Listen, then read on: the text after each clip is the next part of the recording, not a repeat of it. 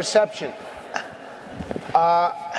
We always begin with an audience question for each candidate.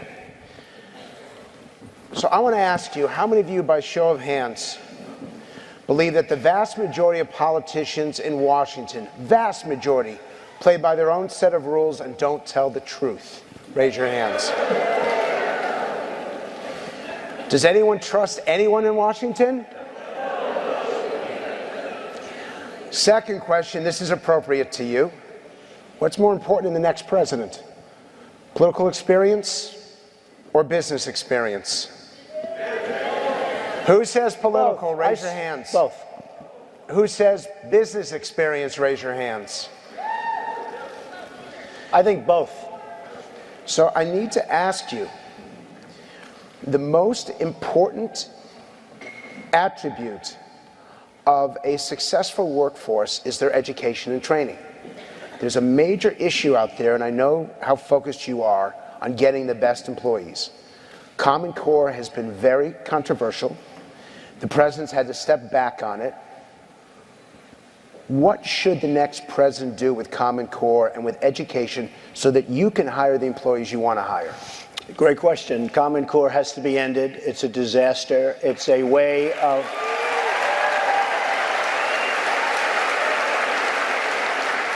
It's a way of taking care of people in Washington that, frankly, I don't even think they give a damn about education, half of them. And I'm sure some maybe do. Do you want to use that word in this forum? I will. Because people want to hear the truth, Frank. I watch you all the time. They want to hear the truth. I mean, exactly what Frank said is what's wrong with our country. We're so politically correct that we can't move anymore. You know? And Frank, we have politically correct. We have to be able to express ourselves. But don't we go too far? Too far? Don't you feel that you went too far in what you call Mexicans coming across the border? Oh, no, not at all. No, I'm very happy. You don't think so? Well, let me tell you, not at all. No, not at all. Two things. Across the border? Oh, no, not at all. No, I'm very happy. You don't think so? Well, let me tell you, not at all. No, not at all. Two things. I am so proud of the fact that I got dialogue started on illegal immigration. And people in the media, in all fairness, they were very rough on me that first week, and then many of them have now apologized to me, and almost everybody's apologized, because it turned out I was right.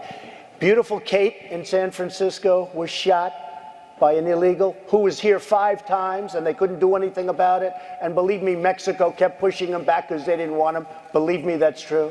And now everybody is saying that Trump was right. But I tell you, I took a lot of abuse. I had disloyal people like Macy's and like others. Oh, Donald, you're a little controversial. We're going to have to drop you. We're going to have... I said, I don't care. The ties, what do they mean to me? He's wearing one of my ties, by the way. It's very nice. It's good. I never liked them that much because they were made in China, so it never mattered that much for them. But, you know, it's a great applause line, and obviously they appreciate it. But referring to people as rapists, referring to John McCain, a war hero, 5.5 years as a POW, and you call him a dummy. Is that appropriate in running for president? Okay, you got to let me speak, though, Frank, because you interrupt all the time, okay? So... No, I know him too well. That's the problem. Let's take John McCain. I'm in Phoenix. We have a meeting that is going to have 500 people at the Biltmore Hotel. We get a call from the hotel. It's turmoil. Thousands and thousands of people are showing up. 3-4 days before, they're pitching tents on the hotel grass. The hotel says, we can't handle it. It's going to destroy the hotel. We move it to the convention center. We have 15,000 people. The biggest one ever, bigger than Bernie Sanders, bigger than 15,000 people showed up to hear me speak, bigger than anybody, and everybody knows it. A beautiful day with incredible people that were wonderful, great Americans, I will tell you. John McCain goes, oh boy, Trump makes my life difficult. He had 15,000 crazies show up, crazies. He called them all crazy. I said, they weren't crazy. They were great Americans. These people, if you would have seen these people, I know what crazy is. I know all about crazies. These weren't crazy. So he insulted me, and he insulted everybody in that room. And I said, somebody should run against John McCain, who has been, you know, in my opinion, not so hot. And I supported him. I supported him for president. I raised $1 million for him. It's a lot of money. I supported him. He lost. He let us down. But, you know, he lost. So I never liked him as much after that, because I don't like losers. But Frank, let me get to it. He hit me. He's not a war hero. He's a war hero. He's a war hero. 5.5 years. He's a war hero because he was captured. I like people that weren't captured, okay? I hate to tell you. Do you agree with that? He's a war hero because he was captured, okay? You can have, and I believe perhaps he's a war hero, but right now he said some very bad things about a lot of people. So what I said is, John McCain, I disagree with him that these people aren't crazy. And, very importantly, and I speak the truth, he graduated last in his class at Annapolis. So I said, nobody knows that. I said he graduated last or second to last. He graduated last in his class at Annapolis. And he was upset. I said, why? For telling the truth? See, you're not supposed to say that somebody graduated last or second to last in their class, because you're supposed to be, like Frank says, very nice. Folks, I want to make America great again. We want to get down to brass tacks. We don't want to listen to his stuff with being politically correct and everything has to. We have a lot of work to do. Frank, the other day Hillary Clinton got up and she said, I didn't like Mr. Trump's tone. We have people, Christians, having their heads cut off in the Middle East. We have people dying all over the border, where I was right, 100% right. We have all of this, like medieval times, and she said, I didn't like his tone. And you know who else said that? Jeb Bush. I didn't like his tone. What does it have to do with tone? We want results. This group wants results. We don't want tone.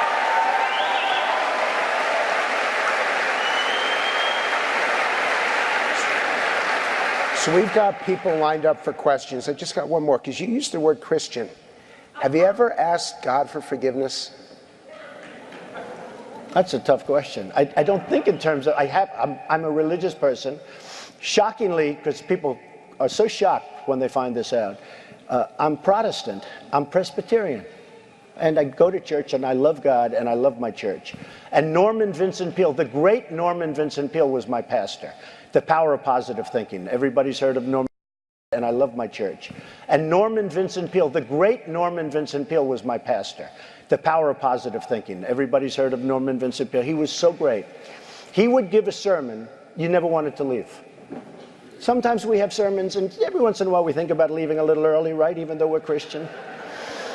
Dr. Norman Vincent Peale, Frank, would give a sermon. I'm telling you, I still remember his sermons. It was unbelievable. And what he would do is he'd bring real-life situations, modern-day situations, into the sermon. And you could listen to him all day long. When you left the church, you were disappointed that it was over. He was the greatest guy. And then, you know, he passed away, but he was a great... He wrote The Power of Positive Thinking, which is a great book. But have you ever asked God for forgiveness?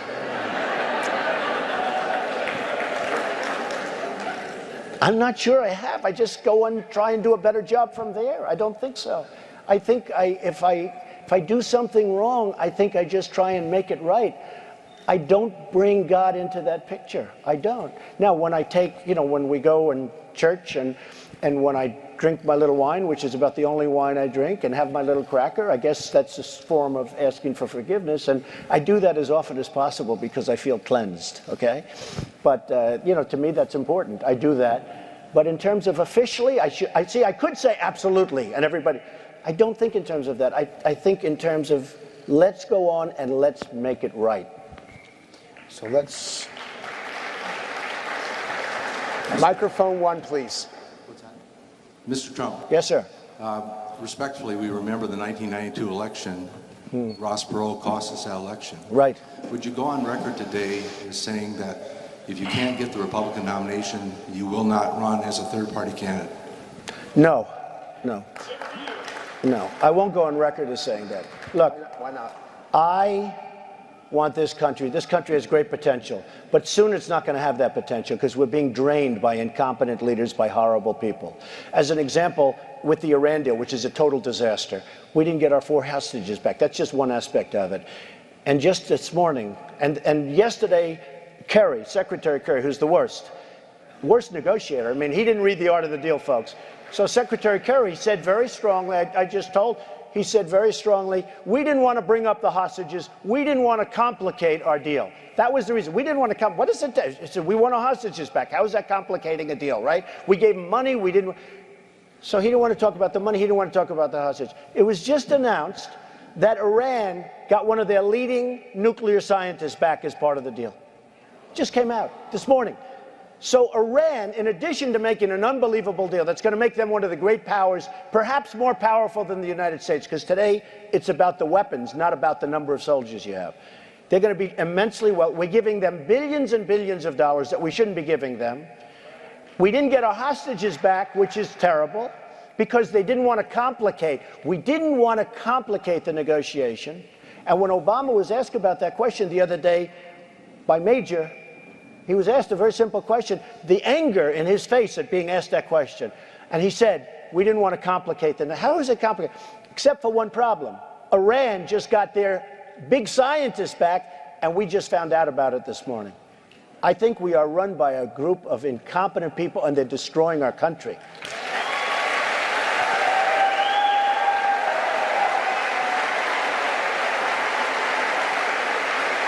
And Frank, could I say one other thing?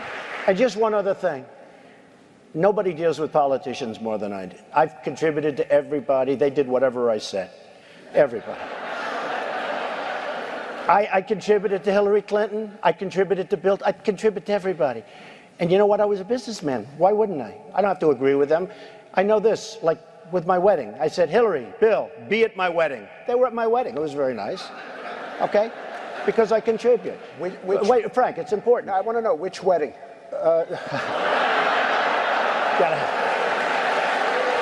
My last wedding, the last one. But you have to do, as a businessman, you have other things, and you have other things to do. So I'm very proud of a record. No politician, in my opinion, I know them all, I watch them. They talk about the moon and the sun will rise, the moon will set. I watch them. People want jobs.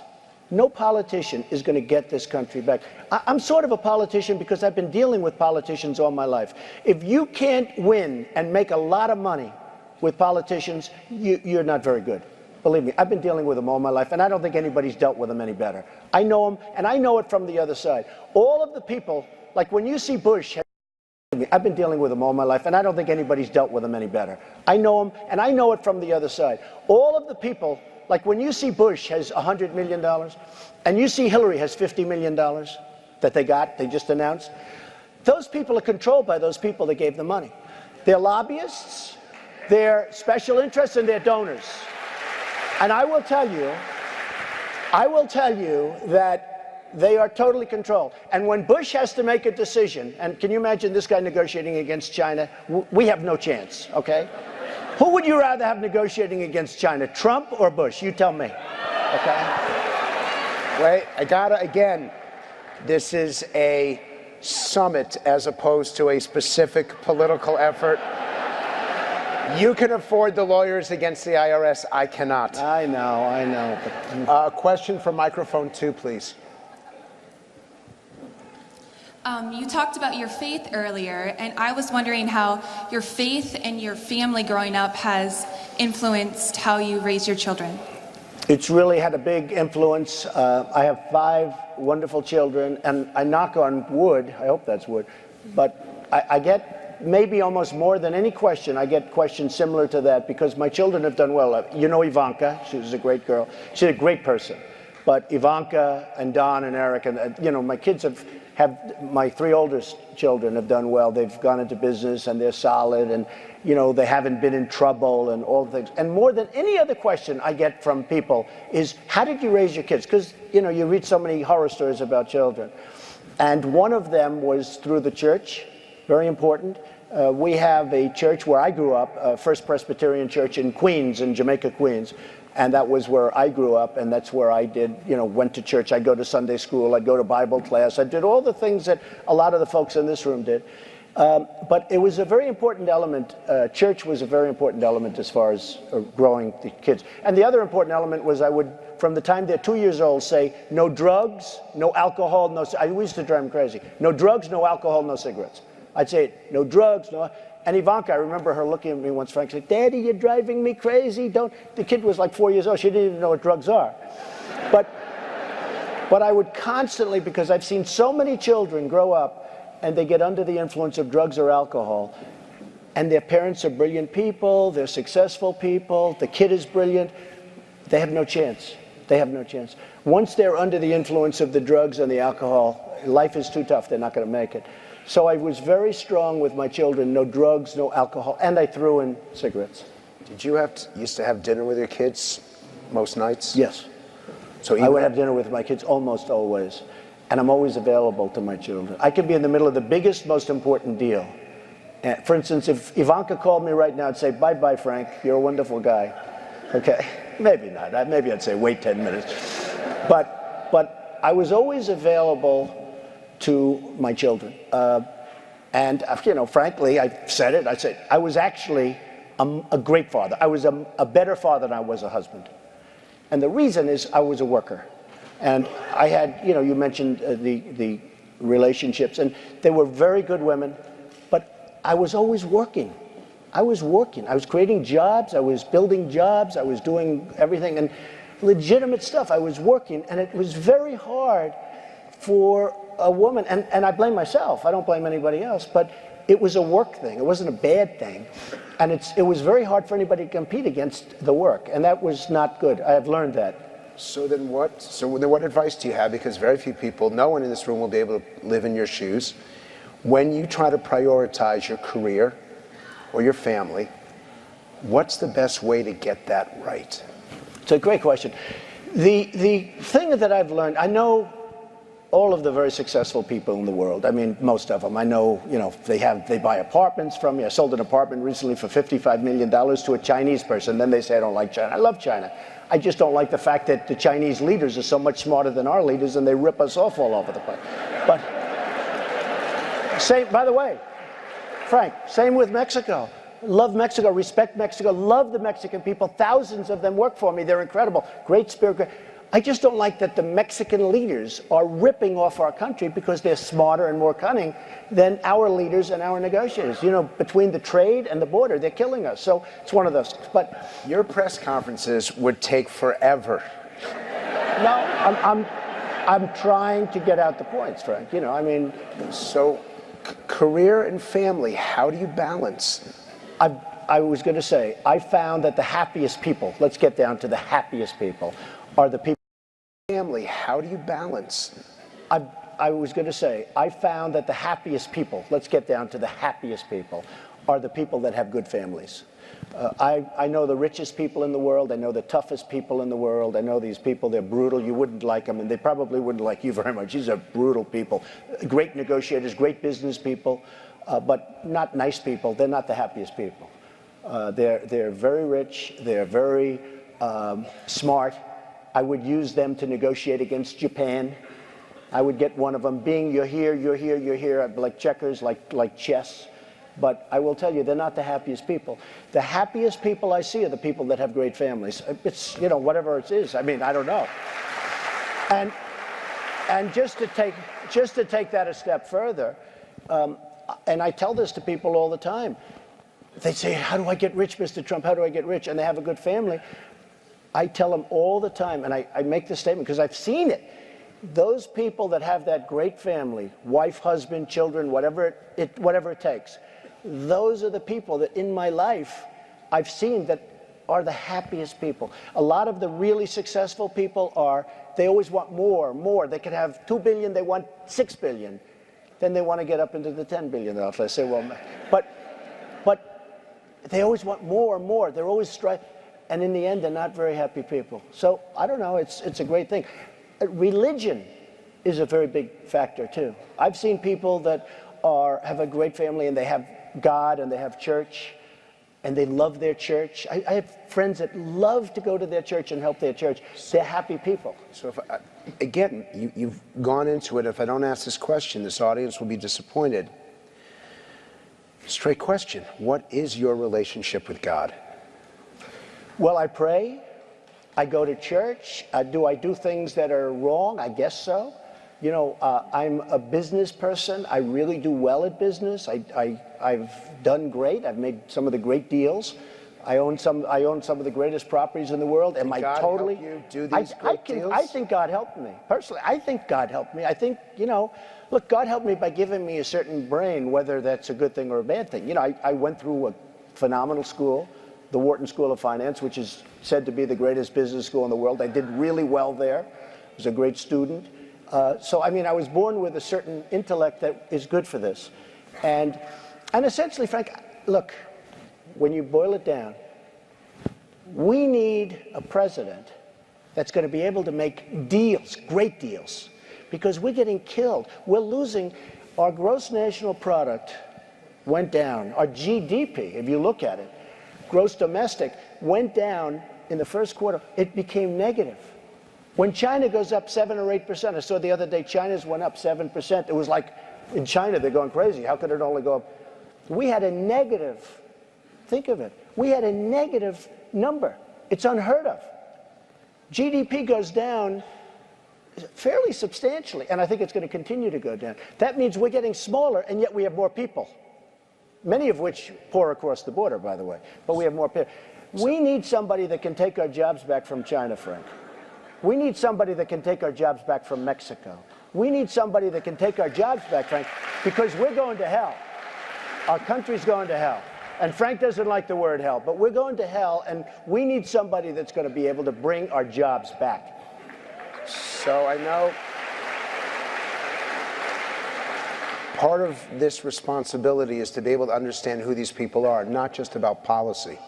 And I want to give you a chance to close with the issues that you want to do, but could you? Leaders are required to set priorities. Is our economic health or our moral health more important for the next president to prioritize? You can do both, Frank. It doesn't have to be one without the other. It doesn't have to be one without the other. Look, if I'm elected president, I know everybody. They can't create jobs like me. Nobody's going to be close. They can't negotiate with China like I can negotiate and take everything. And by the way, and every single other country in the world, we don't make good deals anymore. If I can make the country strong financially, it's a lot easier for the country morally. I mean, our country, you look at what's going on. We're in serious trouble. Our military is, we've sent weapons over to our so-called allies, and one shot's fired, and we lose 2,300 Humvees armor-plated. I mean, we don't know what we're doing. We truly don't know what we're doing. If I can make our country armor-plated, I mean, we don't know what we're doing. We truly don't know what we're doing. If I can make our country really strong, I would focus on the military. I'll tell you what, I'd focus on the vets. I love the vets. The vets are treated like fourth-class citizens in this country. And that's part of the morality. These guys went out, these people went out, and they fought for us, and they're great people, the best people, and they're treated so badly. I've been with vets where they say they go to a doctor's office in one of the places, and they'll wait 4 to 5 days before in a reception area, before they even can see a doctor. That's morality too, and that's really bad morality. I think your question is very good, but I think they have to go hand in hand, because our country is a debtor nation. We're in serious trouble, and we've got to make us, I know it sounds a little bit rough, we've got to make our country rich again. We have to make our country great again. We can't let other parts of the world steal our country, steal our jobs, steal our manufacturing. With that being said, the morality of this country with the right president, President Obama, I never thought he'd be a good president, because I didn't think he was qualified. But I thought one thing that he would do, he'd be a great cheerleader for the country. He's been horrible. Does he love America? I don't know if he loves America. I hope he loves America. I don't want to get into that. I hope so. Is he a moral president? I have no idea. You know what, Frank? You're asking me questions. Ask his wife, okay? I don't want to answer.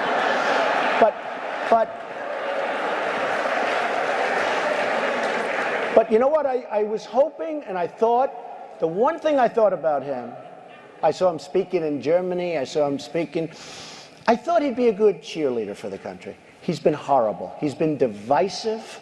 He's been horrible. He hasn't even called Kate Steinle's family, who got killed in San. He hasn't called.